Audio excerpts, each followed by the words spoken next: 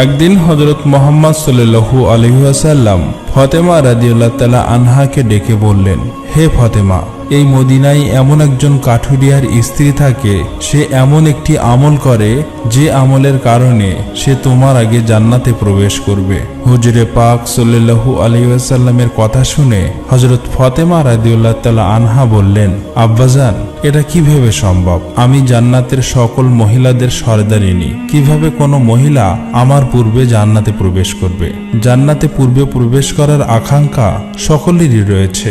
আব্বাজান, দয়া করে আপনি আমাকে সেই কাঠুরিয়ার স্ত্রীর ঠিকানা বলুন, আমি যাতে দেখে আসতে পারি সে কি এমন আমল করে যে আমলের কারণে সে আমার পূর্বে জান্নাতে প্রবেশ করবে। মুহাম্মদ সাল্লাল্লাহু আলাইহি ওয়াসাল্লাম তখন তাকে বললেন, ফাতেমা, আজকে তুমি বাড়ি ফিরে যাও, কিছুদিন পরে আমি তোমাকে ডেকে নেব এবং আমি তোমাকে সেই কাঠুরিয়ার স্ত্রীর ঠিকানা বলে দেব। হুজুরে পাক সাল্লাল্লাহু আলাইহি ওয়াসাল্লামের এই কথা শোনার পরে হযরত ফাতেমা রাদিয়াল্লাহু তাআলা আনহা বাড়ি ফিরে আসলেন। এইভাবে বেশ কিছুদিন অতিবাহিত হয়ে গেল। এর মধ্যে হযরত ফাতেমা রাদিয়াল্লাহু তাআলা আনহা অসুস্থ হয়ে পড়লেন। একে তো তিনি অসুস্থ, অন্যদিকে একাধারে 3 দিন তার বাড়িতে কোনো খাবার ছিল না। খাবার না খেয়ে এবং অসুস্থতার কারণে হযরত ফাতেমা রাদিয়াল্লাহু তাআলা আনহা খুবই দুর্বল হয়ে পড়লেন। শেরে খোদা হযরত আলীর কাছে তখন কোনো অর্থ ছিল না যেটা দিয়ে হযরত আলী কোনো খাবার কিনে আনতে পারত। 3 দিন অতিবাহিত হবার পরে হযরত ফাতেমা রাদিয়াল্লাহু তাআলা আনহা হযরত আলী রাদিয়াল্লাহু তাআলা আনহুর হাতে একটি কাপড় দিয়ে বললেন, হে আমার প্রিয় স্বামী, আপনার হয়তো মনে আছে আব্বাজান মুহাম্মদ সাল্লাল্লাহু আলাইহি ওয়াসাল্লাম আমাদের বিয়ের সময় এই কাপড়টি আমাকে হাদিয়া স্বরূপ দিয়েছিলেন। এটি অত্যন্ত বরকতময় একটি কাপড়। আমার মন চাচ্ছে না যে এই কাপড়টি আমি বিক্রি করে দেই, কিন্তু তারপরেও যেহেতু আমাদের ঘরে 3 দিন যাবত কোনো খাবার নেই, তাই আপনাকে এই বরকতময় কাপড়টি আমি দিচ্ছি। আপনি এটিকে বাজারে বিক্রি করে এর মূল্য দিয়ে আপনি কিছু খাবার কিনে আনুন। হযরত আলী রাদিয়াল্লাহু তাআলা আনহু হযরত ফাতেমা রাদিয়াল্লাহু তাআলা আনহার কাছ থেকে সেই কাপড়টি নিয়ে বিক্রি করার উদ্দেশ্যে বাজারের দিকে রওনা হলো। তিনি কাপড়টি নিয়ে বাজারে পৌঁছালেন এবং সেটি বিক্রি করার জন্য অনেক ক্রেতাকে দেখালেন, কিন্তু কাপড়টি অত্যন্ত পুরনো হওয়ায় সেটি কেনার জন্য কেউ আগ্রহ হচ্ছিল না। এই কারণে হযরত আলী রাদিয়াল্লাহু তাআলা আনহু অত্যন্ত নিরাশ হয়ে পড়লেন। তখন তিনি আল্লাহ রাব্বুল আলামিনের দরবারে ফরিয়াদ করলেন, হে রাব্বুল আলামিন, এই কাপড়টি অত্যন্ত পুরাতন, তাই এটিকে কেনার জন্য কোনো ক্রেতা আগ্রহ দেখাচ্ছে না। আজ 3 দিন যাবত নবীজি সাল্লাল্লাহু আলাইহি ওয়াসাল্লামের কলিজার টুকরো হযরত ফাতেমা রাদিয়াল্লাহু তাআলা আনহা ও হাসান হোসাইন না খেয়ে আছে। রব্বুল আলামিন, আজকে যদি আমি এই কাপড়টি বাজারে বিক্রি করে এর মূল্য দিয়ে খাবার কিনে বাড়িতে যদি না যেতে পারি, তাহলে আজকেও তাদেরকে না খেয়ে থাকতে হবে। আপনি এই কাপড়টি কেনার জন্য একজন ক্রেতার ব্যবস্থা করে দিন।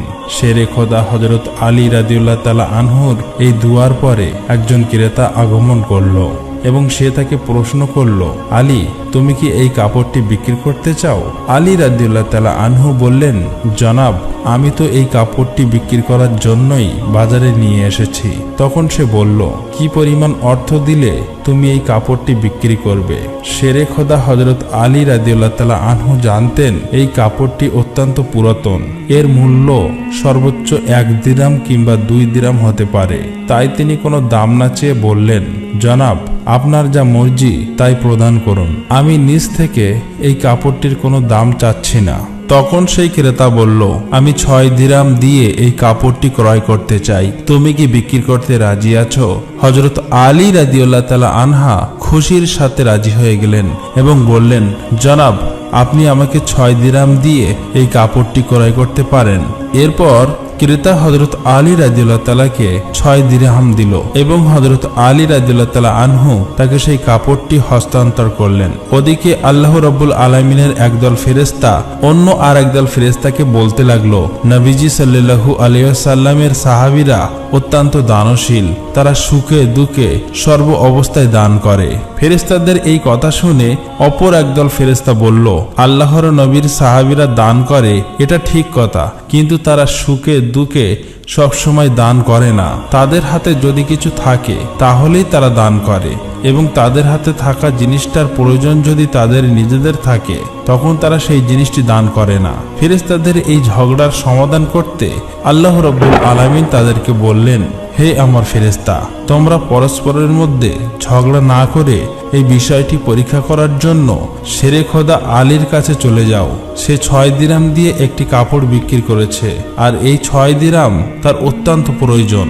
তোমরা আলীর কাছে সেই 6 দিরহাম চেয়ে দেখো সে তোমাদেরকে দেয় কিনা, আর এর মধ্যেই তোমাদের ঝগড়ার সমাধান হয়ে যাবে। আল্লাহ রাব্বুল আলামিনের পক্ষ থেকে এই নির্দেশ লাভের পরে একজন ফেরেশতা ফকির বেশে হযরত আলী রাদিয়াল্লাহু তাআলা আনহুর কাছে আগমন করলেন।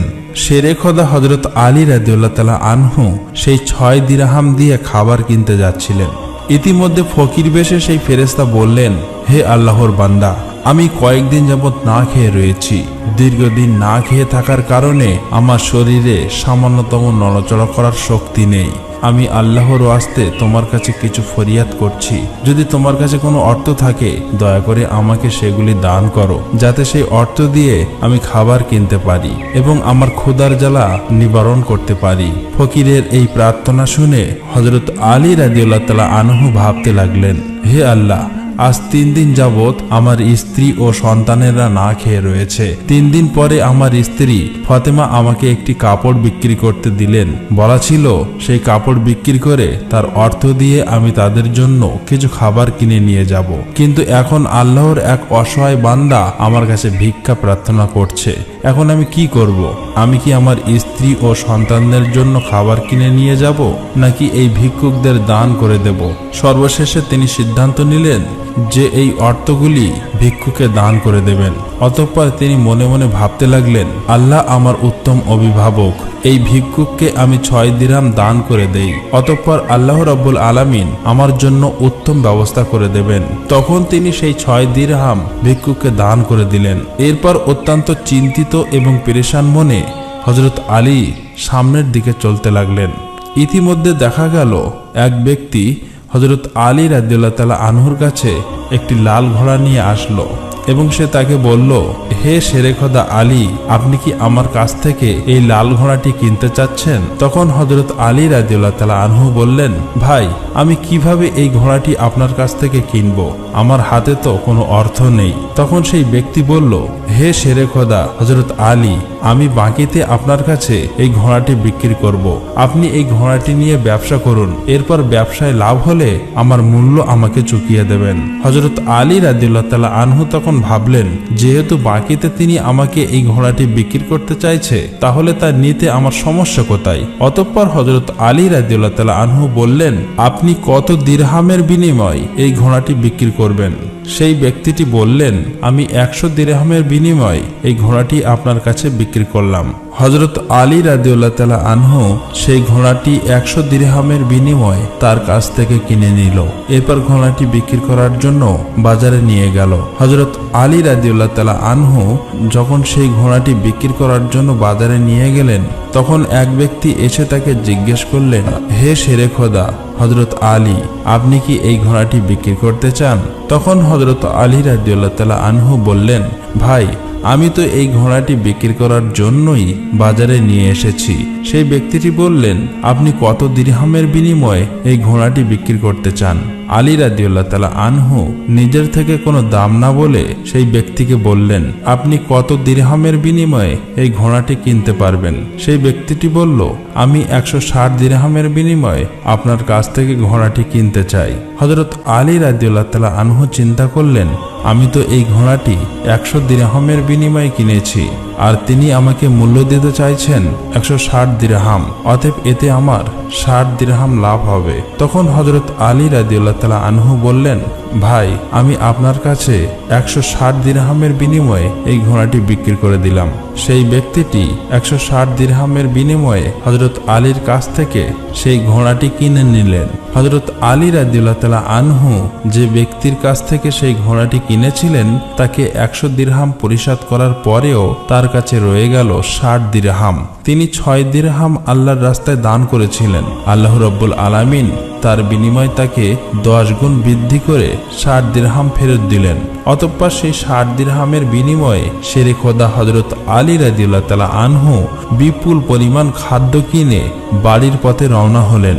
যখন তিনি বিপুল পরিমাণে খাদ্য কিনে বাড়িতে ফিরে আসলেন, তখন হযরত ফাতেমা রাদিয়াল্লাহু তাআলা আনহা তাকে বললেন, হে আলী, আমি তোমাকে যে কাপড়টি বিক্রি করতে বলেছিলাম সেই কাপড়ের মূল্য দিয়ে তো এত পরিমাণ খাবার কেনা সম্ভব নয়, তাহলে তুমি এত খাবার কেনার অর্থ কোথায় পেলে? তুমি আগে আমাকে এই কথা বলো, তারপরে আমার বাড়িতে প্রবেশ করতে পারবে। হযরত আলী রাদিয়াল্লাহু তাআলা আনহু বললেন, ফাতেমা, আগে আমি বাড়িতে প্রবেশ করি, তারপরে না হয় আমি তোমাকে প্রকৃত ঘটনা খুলে বলবো।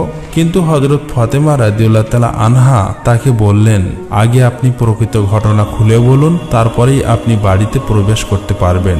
শেরে খোদা হযরত আলী রাদিয়াল্লাহু তাআলা আনহু বললেন, ফাতেমা, তুমি তো ভালো করেই জানো যে তোমার স্বামী হযরত আলী কোনোদিনই কোনোভাবেই অবৈধ অর্থ উপার্জন করতে পারে না। আমি যে পন্থায় এই অর্থগুলি উপার্জন করেছি তা সম্পূর্ণ বৈধ একটি পন্থা, অতএব এই ব্যাপারে তোমার সন্দেহ করার কোনো কারণ নেই। কিন্তু হযরত ফাতেমা রাদিয়াল্লাহু তাআলা আনহা হযরত আলী রাদিয়াল্লাহু তাআলা আনহুর এই কথাগুলি তেমনভাবে বুঝতে চাইছিলেন না। হযরত আলী ও হযরত ফাতেমার মাঝে এই ঘটনা ঘটার কিছুদিন পরে নবী পাক সাল্লাল্লাহু আলাইহি ওয়াসাল্লাম হযরত ফাতেমাকে তার দরবারে ডাক দিলেন।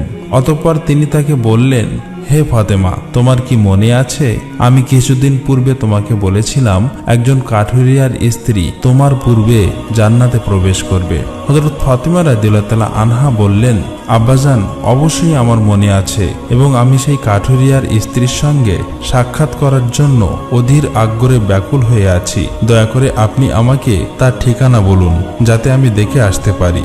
সেই কাঠুরিয়ার স্ত্রী কি এমন আমল করে যার কারণে সে আমার পূর্বে জান্নাতে প্রবেশ করবে? তখন মুহাম্মদ সাল্লাল্লাহু আলাইহি ওয়াসাল্লাম তাকে বললেন, হে ফাতেমা, কোনো এক নির্জন জঙ্গলের মাঝে সেই কাঠুরিয়া ও তার স্ত্রী বসবাস করে। তুমি যাও, তার সঙ্গে সাক্ষাৎ করে এসো। রাসূল সাল্লাল্লাহু আলাইহি ওয়াসাল্লামের কাছ থেকে সেই কাঠুরিয়ার স্ত্রীর ঠিকানা পেয়ে হযরত ফাতেমা রাদিয়াল্লাহু তাআলা আনহা তার সাথে সাক্ষাৎ করার জন্য রওনা হলেন। যখন তিনি কাঠুরিয়ার বাড়িতে এসে পৌঁছালেন, তখন হযরত ফাতেমা রাদিয়াল্লাহু তাআলা আনহা সালাম দিয়ে বললেন, বাড়িতে কি কেউ আছেন? আমি নবীর মেয়ে হযরত ফাতেমা বলছি, আমি কি বাড়ির ভিতরে আসতে পারি? বাড়ির ভিতর থেকে আওয়াজ আসলো, আমি পরম সৌভাগ্যবান যে আমার বাড়িতে নবীর মেয়ে হযরত ফাতেমা আগমন করেছেন। হে আল্লাহর নবীর মেয়ে, আপনি বলুন কেন আমার বাড়িতে আগমন করেছেন? তখন হযরত ফাতেমা রাদিয়াল্লাহু তাআলা আনহা বললেন, আমি আপনার সাথে দেখা করতে চাই, দয়া করে আমাকে ভিতরে আসতে দিন। তখন কাঠুরিয়ার স্ত্রী বলল, হে আল্লাহর নবীর মেয়ে, সে জান্নাতের সর্দারিনী, আপনার সাথে দেখা করার একান্ত ইচ্ছা ও আগ্রহ আমার মনেও রয়েছে, কিন্তু তারপরেও আমি আপনাকে ঘরে আসার অনুমতি দিতে পারি না, কেননা এটি আমার স্বামীর ঘর, আর আমি আমার স্বামীকে না বলে কোনো মানুষকেই ঘরে ঢোকার অনুমতি দিতে পারি না। দয়া করে আপনি আগামীকালকে আসবেন, আমি আমার স্বামীর কাছ থেকে আপনার ব্যাপারে অনুমতি নিয়ে রাখব। যদি আমার স্বামী অনুমতি দান করেন তবেই কেবল আপনাকে ঘরে প্রবেশ করার অনুমতি দিতে পারি। কাঠুরিয়ার স্ত্রীর কাছ থেকে এই কথা শোনার পরে হযরত ফাতেমা রাদিয়াল্লাহু তাআলা আনহা বাড়িতে ফিরে গেলেন। দ্বিতীয় দিন যখন তিনি কাঠুরিয়ার স্ত্রীর সঙ্গে দেখা করার জন্য বাড়ি থেকে বের হবেন, তখন হাসান রাদিয়াল্লাহু তাআলা আনহু তাকে জড়িয়ে ধরে বললেন, আম্মাজান, আপনি কালকে কোথায় গিয়েছিলেন? আপনাকে আমি খুঁজে পাচ্ছিলাম না। আম্মাজান, আপনি যেখানে যাচ্ছেন দয়া করে আমাকেও আপনার সাথে নিন। হযরত ফাতেমা রাদিয়াল্লাহু তাআলা আনহা তখন তার বড় পুত্র হযরত হাসানকে তার সাথে নিলেন। এরপরে তিনি কাঠুরিয়ার স্ত্রীর বাড়িতে পৌঁছে গেলেন। অতঃপর সালাম দিয়ে বললেন, বাড়িতে কি কেউ আছেন? আমি নবীর মেয়ে ফাতেমা বলছি এবং আমার সাথে আমার বড় পুত্র হাসান রয়েছে, আমি কি বাড়ির ভিতরে আসতে পারি? ভিতর থেকে আওয়াজ দিয়ে কাঠুরিয়ার স্ত্রী বলল, হে নবীর মেয়ে ফাতেমা, আপনার সাথে দেখা করার আগ্রহ আমার মনেও রয়েছে। গতকালকে আমার স্বামীর কাছ থেকে আপনার ব্যাপারে অনুমতি নিয়েছিলাম, কিন্তু আপনার সাথে আপনার যে বড় পুত্র হাসানকে নিয়ে এসেছেন তার ব্যাপারে আমার স্বামীর কাছ থেকে অনুমতি গ্রহণ করিনি। এই কারণে আমি আপনাকে ঘরে প্রবেশ করার অনুমতি দিতে পারি, কিন্তু আপনার পুত্র হাসানকে অনুমতি দিতে পারি না। দয়া করে আপনি আগামীকাল আসবেন। আপনার পুত্র হাসানের ব্যাপারে আমার স্বামীর কাছ থেকে অনুমতি নিয়ে রাখবো। কাঠুরিয়ার স্ত্রীর কাছ থেকে এই কথা শোনার পর হযরত ফাতেমা রাদিয়াল্লাহু তাআলা আনহা আবারও বাড়ি ফিরে গেলেন। পরের দিন আবারও তিনি যখন কাঠুরিয়ার স্ত্রীর সঙ্গে দেখা করার জন্য রওনা করবেন, তখন তার ছোট ছেলে হযরত হুসাইন রাদিয়াল্লাহু তাআলা আনহু তাকে জড়িয়ে ধরে বললেন, আম্মাজান, আপনি 2 দিন ধরে কোথাও যাচ্ছেন, আমি আপনাকে খুঁজে পাচ্ছি না। আজকে আপনি আমাকেও সঙ্গে নিয়ে যান। হযরত ফাতেমা রাদিয়াল্লাহু তাআলা আনহা তখন 2 পুত্র হযরত হাসান ও হোসাইনকে সঙ্গে নিয়ে আবারও সেই কাঠুরিয়ার বাড়িতে গেলেন। বাইরে থেকে তিনি সালাম দিয়ে বললেন, বাড়িতে কি কেউ আছেন? আমি নবীর মেয়ে ফাতেমা বলছি এবং আমার সাথে আমার 2 পুত্র হাসান এবং হোসাইন রয়েছে। বাড়ির ভিতর থেকে কাঠুরিয়ার স্ত্রী আওয়াজ দিয়ে বললেন, মা, হে নবীর মেয়ে ফাতেমা, আপনার সঙ্গে দেখা করার আগ্রহ ও আকাঙ্ক্ষা আমার মনের মধ্যে রয়েছে। গতকালকে আপনার ব্যাপারে এবং আপনার বড় ছেলে হাসানের ব্যাপারে আমার স্বামীর কাছ থেকে অনুমতি নিয়েছি, কিন্তু আপনার ছোট ছেলে হোসাইনের ব্যাপারে আমার স্বামীর কাছ থেকে কোনো অনুমতি গ্রহণ করিনি। দয়া করে আজকেও আপনি ফিরে যান এবং আগামীকালকে আপনি আসবেন। আগামীকালকে আপনাদের 3 জনের ব্যাপারেই আমি অনুমতি গ্রহণ করে রাখব। কাঠুরিয়ার স্ত্রীর এই কথা শোনার পর হযরত ফাতেমা রাদিয়াল্লাহু তাআলা আনহা আবারও বাড়িতে ফিরে এলেন। পরের দিন ফাতেমা রাদিয়াল্লাহু তাআলা আনহা আবারও সেই কাঠুরিয়ার স্ত্রীর বাড়িতে আসলেন। তখন তাকে কাঠুরিয়ার স্ত্রীর ঘরে প্রবেশ করার অনুমতি দিল। হযরত ফাতেমা রাদিয়াল্লাহু তাআলা আনহা ঘরে প্রবেশ করে দেখল কাঠুরিয়ার স্ত্রী বসে আছে, আর তার সঙ্গে রাখা আছে একটি লাঠি, একটি মোটা দড়ি আর একটি পাত্রে পানি। এগুলি দেখে হযরত ফাতেমা রাদিয়াল্লাহু তাআলা আনহা তাকে জিজ্ঞেস করলেন, আপনি এগুলি নিয়ে বসে আছেন কেন? সারাদিন পরিশ্রম করার পরে যখন আমার স্বামী বাড়িতে ফিরবে তখন হয়তো তার ওযু করার প্রয়োজন হবে অথবা তার পানি পান করার প্রয়োজন হবে। আমি চাই না আমার ক্লান্ত স্বামী পানির জন্য সামান্যতম কষ্ট পাক, যাতে পানির প্রয়োজন হবার সাথে সাথেই আমি তার কাছে পানি পৌঁছে দিতে পারি। এই কারণেই আমি পানি নিয়ে বসে আছি। হযরত ফাতেমা রাদিয়াল্লাহু তাআলা আনহা আবার জিজ্ঞেস করলেন, হে বোন, তাহলে এই লাঠি নিয়ে বসে আছো কেন? তাছাড়া এই দড়ির কি প্রয়োজন? কাঠুরিয়ার স্ত্রী তখন উত্তর দিল, আমার স্বামী যদি কোনো কারণে আমার উপর অসন্তুষ্ট হয় এবং আমাকে শাস্তি দেওয়ার ইচ্ছে করে, তখন তার প্রয়োজন হবে একটি লাঠি এবং আমাকে বেঁধে যাতে শাস্তি দিতে পারে তার জন্য প্রয়োজন হবে একটি দড়ি। আমি চাই না এই জিনিসগুলি খোঁজাখুঁজি করতে গিয়ে আমার স্বামী কোনো রকম কষ্ট হোক, সেই জন্য আমার সামনে এই জিনিসগুলো নিয়ে বসে আছি। যখনই আমার স্বামী আমাকে কোনো কারণে শাস্তি দিতে চাইবে তখনই তার সামনে লাঠি এবং দড়ি আছে, যাতে তিনি আমাকে দড়ি দিয়ে বেঁধে লাঠি দিয়ে শাস্তি দিতে পারেন। হযরত ফাতেমা রাদিয়াল্লাহু তাআলা আনহা কাঠুরিয়ার স্ত্রীর স্বামী ভক্তি দেখে বিস্ময়ে হতবাক হয়ে গেলেন। অতঃপর তিনি তাকে আর কিছু না বলে নবী করিম সাল্লাল্লাহু আলাইহি ওয়াসাল্লামের দরবারে ফিরে আসলেন। রাসূল সাল্লাল্লাহু আলাইহি ওয়াসাল্লাম ফাতেমাকে বললেন, ফাতেমা, তুমি কি সেই কাঠুরিয়ার স্ত্রীর সাথে দেখা করে এসেছো? ফাতেমা বললেন, আব্বাজান, হ্যাঁ, আমি তার সাথে দেখা করে এসেছি। নবী করিম সাল্লাল্লাহু আলাইহি ওয়াসাল্লাম বললেন, তুমি কি দেখেছো? হযরত ফাতেমা রাদিয়াল্লাহু তাআলা আনহা তখন বললেন, সেই মেয়েটি অত্যন্ত স্বামী ভক্ত। তখন মুহাম্মদ সাল্লাল্লাহু আলাইহি ওয়াসাল্লাম বললেন, ফাতেমা, তার কাছ থেকে তোমার শেখার অনেক কিছু রয়েছে।